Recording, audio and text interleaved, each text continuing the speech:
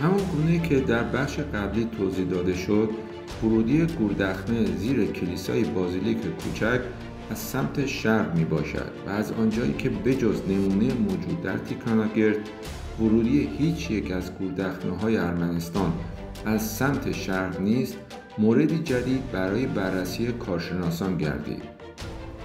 با علم به این که دیر آماراس در نزدیکی شهر هادروت قره‌باغ نیز توسط واچاگان وارسته بنا شده و در زیر محراب آن گوردخمه گریگوریس مقدس قرار دارد، این فرضیه به وجود آمد که شاید ورودی گوردخمه دیر آماراس نیز در آغاز از سمت شرق بوده است. بنابراین بررسی گوردخمه دیر آماراس شروع شد و در نتیجه مشخص گردید که در ابتدا ورودی آن از سمت شرق بوده و طی بازسازی‌های بعدی کلیسا آن را بسته و دو ورودی جدید از سمت غربی باز کردند. از این مقطع پژوهش‌های هیئت باستانشناسان به سرپرستی دکتر هاملت پتروسیان درباره این گونه گوردخمه‌ها در کل منطقه قره‌باغ وارد مرحله جدید شد و نمونه مشابه دیگری نیز یافتند. باستانشناسان در پژوهش‌های خود به این نتیجه رسیدند که گوردخمه‌های زیر محراب‌ها که ورودی آنها از سمت شرق می‌باشد که 3 نمونه از آنها در منطقه قره‌باغ یافت شده نمی‌توانند همچون گوردخمه‌های واقع در دشت آرارات باشند و در اصل در آنها کسی دفن نشده و صرفاً محل نگهداری بقایای اجساد قدیسان هستند که قبل از رسمیت یافتن مسیحیت در ارمنستان به شهادت رسیدند و آنها را از مکانهای دیگر به اینجا منتقل کردند و در تاقچه‌های دو سمت گوردخمه جا دادند. بر اساس متون باستانی در سده 5 میلادی جمع‌آوری بقایای اجساد قدیسان به دستور واچاگان وارسته و قرار دادن آنها در چنین مکانهایی گواهی شده است. از آنجایی که گوردخمه‌های بررسی شده همگی در زمان وی ساخته شدند، احتمالاً این شکل ورودی پس از اصلاحات قوانین کلیسای منطقه تحت حاکمیت او ساخته شده است. اهمیت ادامه عملیات خاکبرداری و بررسی محیط پیرامون این دو کلیسا از اهمیت کشف شهر تیکاناگرد مربوط به سده 1 پیش از میلاد کمتر نیست، زیرا این دو کلیسا و گوردخمه زمانی بنا شدند که کلیساهای گرجستان و اران سعی در جدا شدن از کلیسای ارمنستان و تشکیل کلیسای مستقل را داشتند. با شکل گرفتن کلیسای مستقل اران در سمت چپ رود کورا، هرچند ارمنیان جمعیت سمت راست رود را تشکیل می‌دادند، اما از آنجایی که در این دوره آرتساخ به همراه اودیک و اران تحت پوشش یک مرزبانی مشترک بودند، تحولات کلیسای اران نمی‌توانست بر روی کلیساهای این منطقه و شهر تیکاناگرد که از شهرهای مهم منطقه محسوب می‌شد بی تأثیر بوده باشد. در کاوش‌های صورت گرفته در دشت، بقایای خانه‌های مسکونی متعلق به سده 5 و 6 میلادی کشف شد. قسمت پایین دیوار این خانه‌ها با سنگ‌های نتراشیده و ملات ساخته شده و مابقی بنا با آجر ساخته شده که پس از ویرانی در سده‌های بعد بر روی ویرانه‌ها خانه‌های جدید بنا کردند. در این قسمت تعداد قبر نیز یافت شده که متعلق به سده 11 تا 14 میلادی است که بر روی لایه‌های سده‌های قبل از آن قرار دارند. در دشت واقع در جنوب شهر 7 قبر با فاصله منظم 2 تا 2.5 متر از یکدیگر قرار دارد که متعلق به اوایل دوره رسمیت یافتن مسیحیت در این منطقه است و به آنها دستبرد زده شده است. دیوار قبرها را با سنگ چیدند و برای در قبرها از 4 تا 5 سنگ بزرگ استفاده کردند. در کاوش‌های دشت واقع در 2 کیلومتری شرق تیکاناگرد، قبرستانی متعلق به سده 1 پیش از میلاد تا سده 1 میلادی یافت شد که قبرها به صورت گور خمره است. از این مکان در دوره‌های قبل و بعد از رسمیت یافتن مسیحیت استفاده می‌کردند و در کاوش‌های صورت گرفته 3 عدد سکه پارتی نیز یافت شد. گور خمره‌ها بر حسب اتفاق پیدا می‌شوند، زیرا بر روی زمین نشانی برای شناسایی محل دفن ندارند. تعدادی قبرهای مشابه نیز در دشت جنوبی پیدا شد که روستاییان هنگام شخم زدن زمین آنها را یافتند.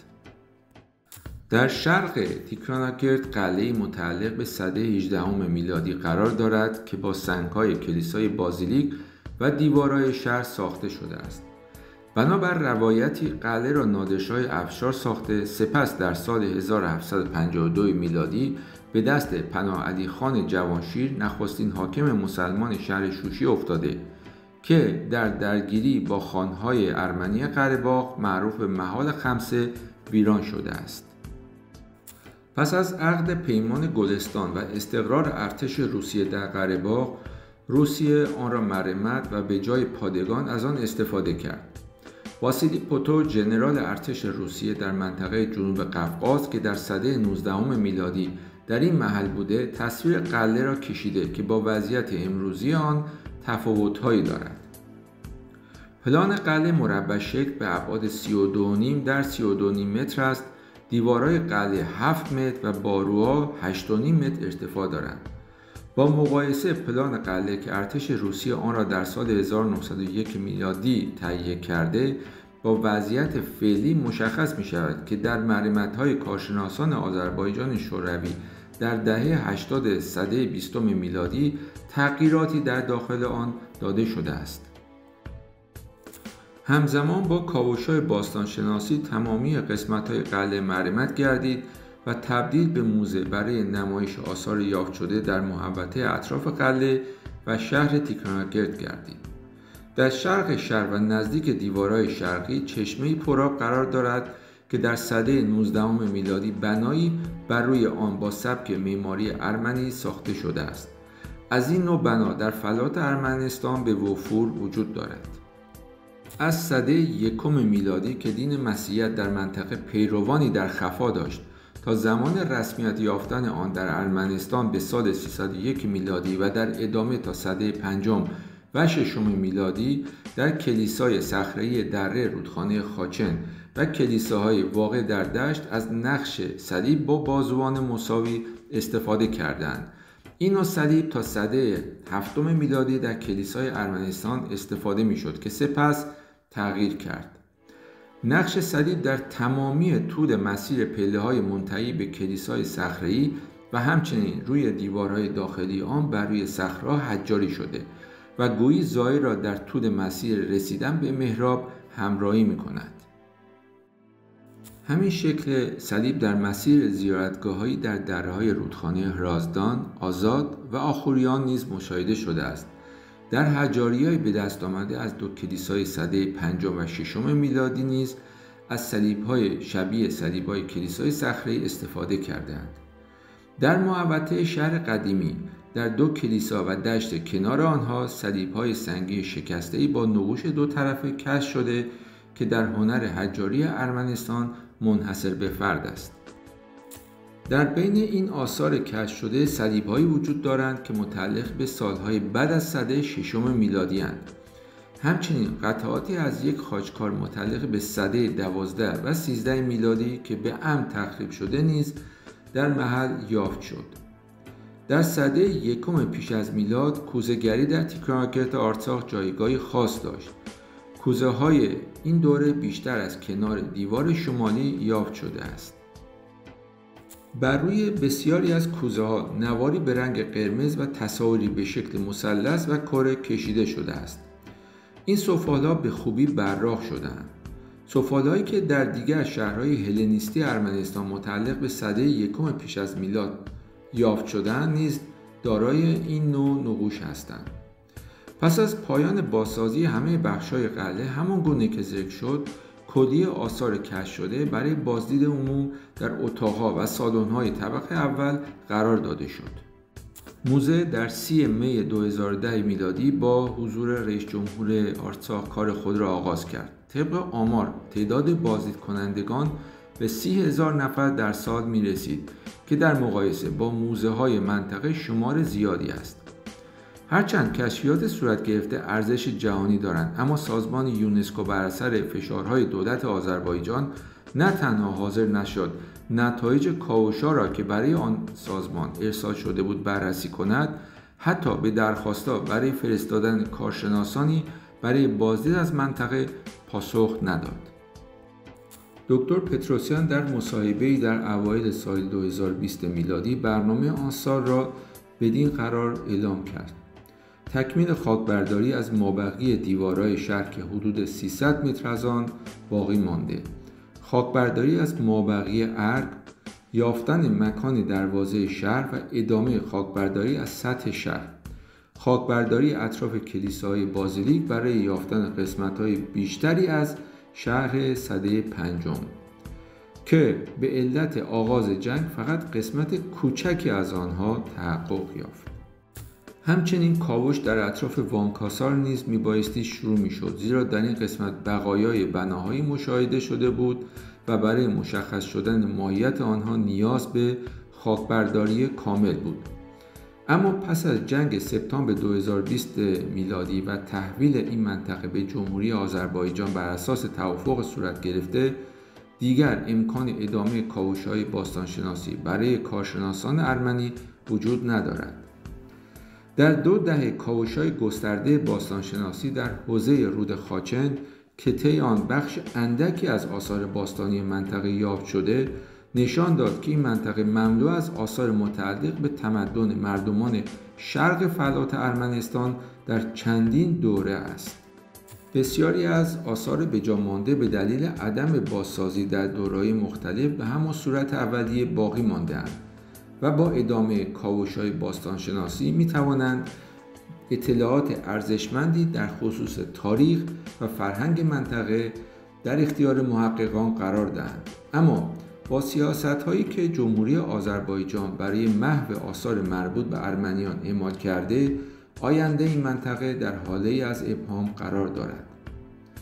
با شروع حمله ارتش آذربایجان به جمهوری آرتساخ از سپتامبر 2020 میلادی، منطقه کاوش آماج حملات توپخانه ارتش آذربایجان قرار گرفت و نه تنها به تأسیسات باستانشناسی، همچنین به منطقه در حال کاوش نیز خسارت وارد شد. دکتر پتروسیان، مسئول کاوش‌های باستانشناسی تیکراناکرد، در اول فوریه 2021 میلادی در صفحه شخصی خود در جواب ادعاهای کارشناسان آذربایجان در مورد انتقال آثار کشف شده از این منطقه چنین نوشت: طی جنگ‌های اکتبر 2020 میلادی ما شاهد بودیم که چگونه ارتش آذربایجان بارها منطقه کاوش را بمباران کرد که به تأسیسات و آثار باستانی خسارت وارد شد و ما نمی‌توانستیم اجازه دهیم آثار موجود در موزه که حاصل 2 دهه تلاش بود نابود شود یا همچون آثار موزه‌های شهر شوشی به غارت برود. بنابراین آنها را به مکانی امن منتقل کردیم با این امید که روزی کاوش‌ها مجدداً شروع شده و این آثار نیز به جای اول خود بازگردند. 3 روز بعد از امضای متارکه جنگ، دکتر هاملت پتروسیان در مصاحبه با مدیالب ضمن جواب به سوالات خبرنگار در خصوص تسلیم منطقه تیکراناکرد به ارتش آذربایجان اظهار داشت که تیکراناکرد امروز برای من به عنوان یک باستانشناس سمبل درد و رنج است، ولی من همه تلاشم را به کار گرفتم تا آن را سمبل توانایی و قدرت سازندگی ما باشد. وی همچنین افزود: متاسفانه فرصت کافی برای خارج کردن قسمت عمده شهر از زیر خاک به دست نیامد و ما توانستیم طی این مدت فقط 2% آن را خاک برداری کنیم و مطمئناً در صورت ادامه کار آثار بسیاری از دوره هلنیسم ارمنی به دست می آمد که می توانست جوابگوی بسیاری از سوالات این دوره مهم فرهنگی باشد.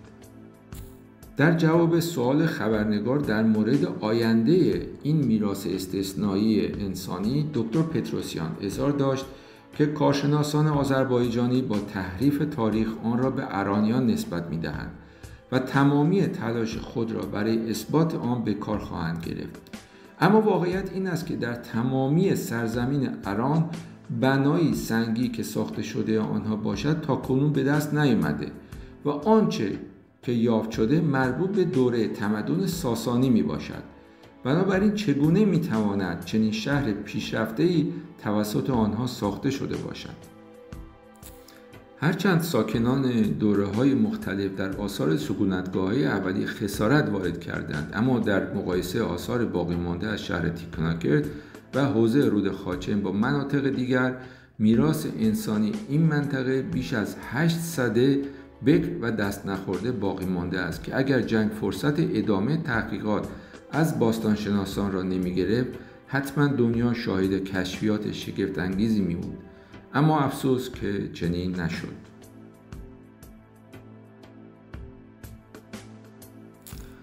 پس از استقرار ارتش آذربایجان در این منطقه با در نظر گرفتن اینکه به کارشناسان یونسکو اجازه بازرسی از این منطقه داده نمی شود و گاهی اخبار نگران کننده ای از تخریب آثار به گوش می رسد و با در نظر گرفتن سابقه دولت آذربایجان در نابودی میراث فرهنگی ارمنیان در تمامی مناطق تحت حاکمیتش، همچون نخجوان که در این منطقه تاکنون 89 دیر و کلیسا، 5840 چلیپا سنگ و 22000 قبر را به طور کامل محو و نابود کرده است، میتوان نتیجه گیری کرد که آینده‌ای نامعلوم در انتظار این میراث با ارزش انسانی می باشد.